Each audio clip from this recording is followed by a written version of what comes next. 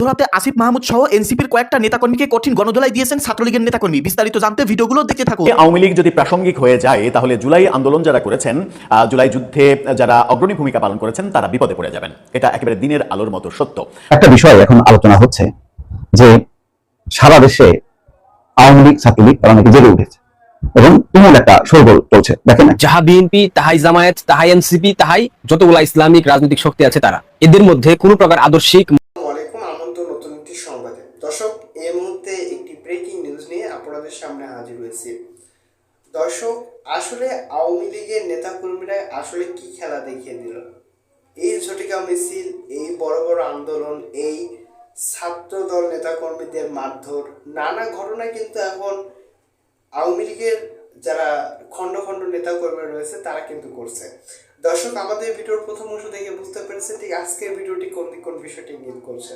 তো চলুন দর্শক, ভিডিও দেখে আসি, তারপরে বিষয় নিয়ে বিস্তারিত তথ্য জানাচ্ছি। কোনোভাবে আওয়ামী লীগ যদি প্রাসঙ্গিক হয়ে যায় তাহলে জুলাই আন্দোলন যারা করেছেন, জুলাই যুদ্ধে যারা অগ্রণী ভূমিকা পালন করেছেন তারা বিপদে পড়ে যাবেন। এটা একেবারে দিনের আলোর মতো সত্য।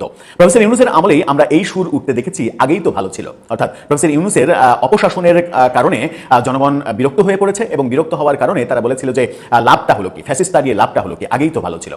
এই যে আগেই তো ভালো ছিল, এটা মানুষের আক্ষেপ তৈরি করার যে প্রেক্ষাপট তৈরি করেছিল প্রফেসর ইউনূস সরকার, সেই আগুনটা যেন এখন জুলাই যোদ্ধাদের মধ্যেই বিরাজ করছে। এখন জুলাই যোদ্ধারাই যদি বলতে শুরু করেন আগেই তো ভালো ছিল, অর্থাৎ আওয়ামী লীগের আমলই ভালো ছিল, তাহলে এর চাইতে দুঃখজনক, এর চাইতে বিপর্যয়কর বক্তব্য কিংবা বাস্তবতা আর কি হতে পারে?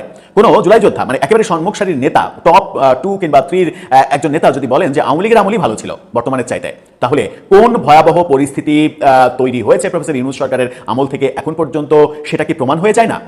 যদিও এই বক্তব্যটা বর্তমান সরকারকে বিব্রত করার জন্যই এসেছে, কিন্তু বক্তব্য মানে আপনি বর্তমান সরকারকে বিব্রত করা কিংবা সমালোচনা করার জন্য একটা বক্তব্য দিচ্ছেন, সেই বক্তব্যে যদি আপনি বলে ফেলেন যে আওয়ামী লীগই ভালো ছিল, তাহলে সমস্ত আন্দোলন, জুলাইয়ের সমস্ত আন্দোলন ফিকে হয়ে যায়, মিছে হয়ে যায়। আসিফ মাহমুদ সজীব ভুঁইয়া তেমনই একটা মারাত্মক মন্তব্য করে আমার মনে হয় নিজে তো ফেসেছেন, জুলাই আন্দোলনকে প্রশ্নবিদ্ধ করেছেন, এনসিপিকে প্রশ্নবিদ্ধ করেছেন, প্রফেসর ইউনূসের শাসনামলকে প্রশ্নবিদ্ধ করেছেন এবং আওয়ামী লীগকে প্রাসঙ্গিকতা দেওয়ার ব্যাপারে সব থেকে বড় সার্টিফিকেটটা দিয়ে দিয়েছেন। চলুন আসিফ মাহমুদ সজীব ভুঁইয়ার এই বক্তব্য নিয়ে একটু বুঝে ওঠার চেষ্টা করি, তার চোখে এখন আওয়ামী লীগ কেন ভালো হচ্ছে।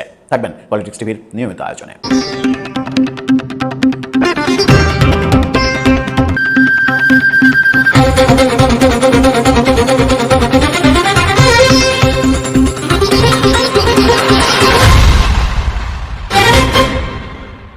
দর্শক, বলছিলাম অবিশ্বাস্য হলেও মজাদার হলেও এটাই সত্য, আসিফ মাহমুদ সজীব ভুঁইয়া বলেছেন যে বর্তমানে চাইতে আওয়ামী লীগই ভালো ছিল, আগের 17 বছরই ভালো ছিল। কিভাবে বললেন, কোন প্রেক্ষাপটে বললেন, সেটাও ইন্টারেস্টিং। যে প্রেক্ষাপটেই বলুন না কেন, যদি তারা বিএনপিকে বিব্রত করার জন্য এই কথা বলে থাকেন, তবুও এই কথা বলার আগে 1 কোটি বার ভাবা উচিত ছিল যে তাদের মুখ দিয়ে বর্তমানের চাইতে অতীত ভালো ছিল এই কথাটা বলা মানে ফ্যাসিস্ট, এতদিন ফ্যাসিস্ট করা, এই ব্যাপারটা হয়ে যাবে মিছে।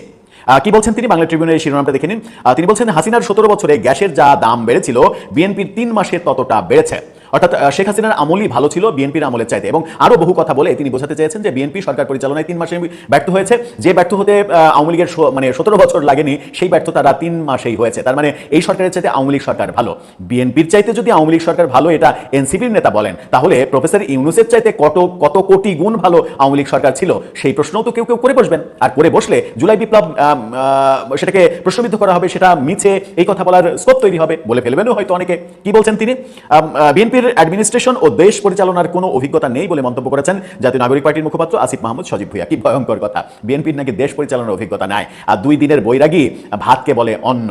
মানে সদ্য ইউনিভার্সিটি পাশ করে যে ছাত্রত্ব ক্যান্টিনের ওই পাতলা ডাল খাওয়ার দিন শেষ করতে না করতেই মন্ত্রী হওয়ার সৌভাগ্য অর্জন করা এবং হাঁসের মাংস ওয়েস্টিনে গিয়ে খাওয়ার ঘটনা ঘটানো সহ বহু দুর্নীতির অভিযোগ যার বিরুদ্ধে, তিনি বলছেন যে বিএনপির সরকার পরিচালনার অভিজ্ঞতা নেই, অথচ বিএনপি জিয়াউর রহমানের আমলে একটা বড় সময় শাসন করেছে, 91 থেকে 96, তারপরে 2001 থেকে 2006, এই 10 বছর, ওইদিকে 4 বছর, 14 বছর তারা শাসন করেছে দেশ। সেই বিএনপির নাকি অভিজ্ঞতা নেই দেশ পরিচালনার, এই অভিজ্ঞতা আসিফ মাহমুদ সজীব ভুঁইয়ার আছে।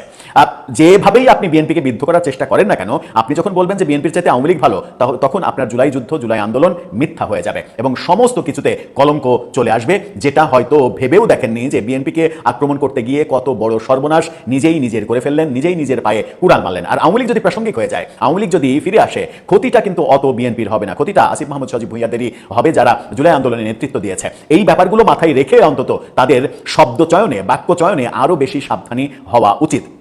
তিনি বলছেন যে দেশে গ্যাস, তেল, বিদ্যুতের দাম বাড়ানোর কারণে মানুষ অস্বস্তিতে আছে। শেখ হাসিনার আমলে 17 বছরে যা দাম বেড়েছিল 3 মাসে ততটুকু গ্যাসের দাম বাড়াতে সক্ষম হয়েছে বিএনপি। অর্থাৎ 17 বছরেও যে দাম বাড়েনি সেই দাম বিএনপির 3 মাসে বেড়েছে, জনগণকে ভোগান্তির মধ্যে ফেলেছে বিএনপি। সুতরাং বিএনপির চাইতে আওয়ামী লীগ ভালো ছিল। সব মিলিয়ে বিএনপি একটি অজনপ্রিয় সরকারে পরিণত হয়েছে। স্বরাষ্ট্রমন্ত্রী দায়িত্ব নেওয়ার পর প্রথম মব বন্ধ করার ঘোষণা দিলেও মব বাড়ার সঙ্গে সঙ্গে সর্বক্ষেত্রে সরকার দলীয় লোকজনের যেখানে সেখানে সংশ্লিষ্টতা দেখা যাচ্ছে। বিএনপি সরকার কখনোই দেশ পরিচালনায় ভালো ছিল না। কি ভয়ঙ্কর কথা! তিনি বলছেন যে এই সরকারের আমলে মব বেড়েছে।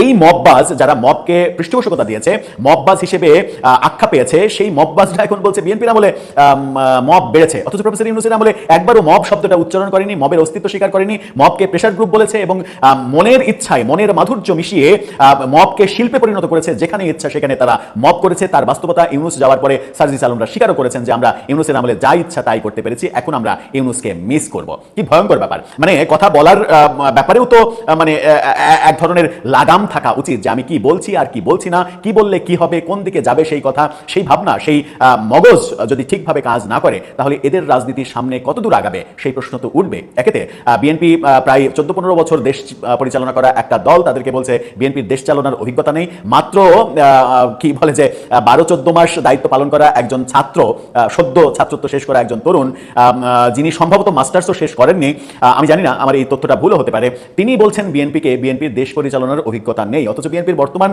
মানে মন্ত্রিসভাতেই মানে আগের অভিজ্ঞ অনেক মন্ত্রী রয়েছেন এবং বিএনপি দলে সরকার পরিচালনা করার অভিজ্ঞতা সম্পন্ন এখনো অনেকে বেঁচে আছেন। তাহলে সমস্যাটা কোথায়? বিএনপিকে পরাস্ত করতে গিয়ে, বিএনপিকে বিতর্কিত করতে গিয়ে আপনি যে আওয়ামী লীগকে প্রাসঙ্গিক করলেন, সেই আওয়ামী লীগ ফিরে আসলে অবস্থাটা কোন দিকে যাবে একবারও কি ভেবে দেখ? একটা বিষয় এখন আলোচনা হচ্ছে যে সারা দেশে আওয়ামী লীগ, ছাত্রলীগ তারা নাকি জেগে উঠেছে এবং তুমুল একটা শোরগোল চলছে। দেখেন একটা ভিডিও ক্লিপ।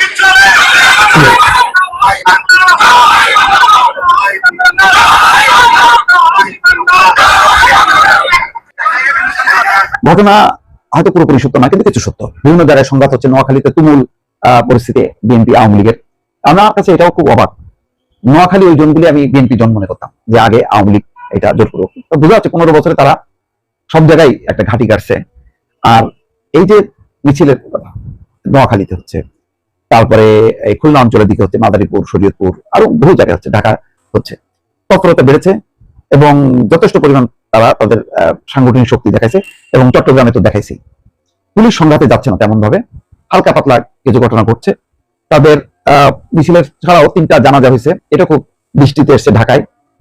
তোফায়েল আহমেদের ভোলায়ও হয়েছে সেই জানাজা। তারপরে চট্টগ্রামে ইঞ্জিনিয়ার মোশাররফ, আর ঠাকুরগাঁয় এক এমপি এবং তার ছেলে সুজন এমপি, তিনি বাবার জানাজা এসেছেন। বিপুল মানুষের সমাগম, সেখানে স্লোগান উচ্চারিত হয়েছে। এই তৎপরতাগুলির মধ্য দিয়ে জানাজা এবং মিছিল আওয়ামী লীগ একটা তার শক্তি জানান দিচ্ছে। আওয়ামী লীগের শক্তি আছে সত্য, কেন এই অবস্থা? আমি অনেকদিন ধারণা করে দেখলাম যে আসলে মাঠ পর্যায়ে বিএনপির কোন দল আছে। বিএনপির একটা অংশ এখন সরকারের নানা কাজকর্ম নিয়ে ব্যস্ত, অর্থাৎ ঠিকাদারি ব্যবসা থেকে শুরু করে বিভিন্ন বাণিজ্য। আশা করছি সম্পূর্ণ ভিডিও দেখেছেন। দর্শক আসলে সম্পূর্ণ ভিডিও দেখে বুঝতে পেরেছেন ঠিক আজকের ভিডিওটি কোন বিষয়টি ইঙ্গিত করছে। দর্শক, বাংলাদেশের রাজনৈতিক আসলে কোন দিক করাচ্ছে সেটা কিন্তু আসলে বলা যাচ্ছে না। যারা আমাদের ভিডিও সম্পূর্ণ দেখেছেন তাদেরকে অসংখ্য ধন্যবাদ জানাচ্ছি। আমাদের ভিডিও সম্পর্কে আপনার মূল্যবান মতামত কমেন্ট বক্সে জানিয়ে দিন। নতুন হলে সাবস্ক্রাইব করে রাখুন পরবর্তী ভিডিও পাওয়ার জন্য।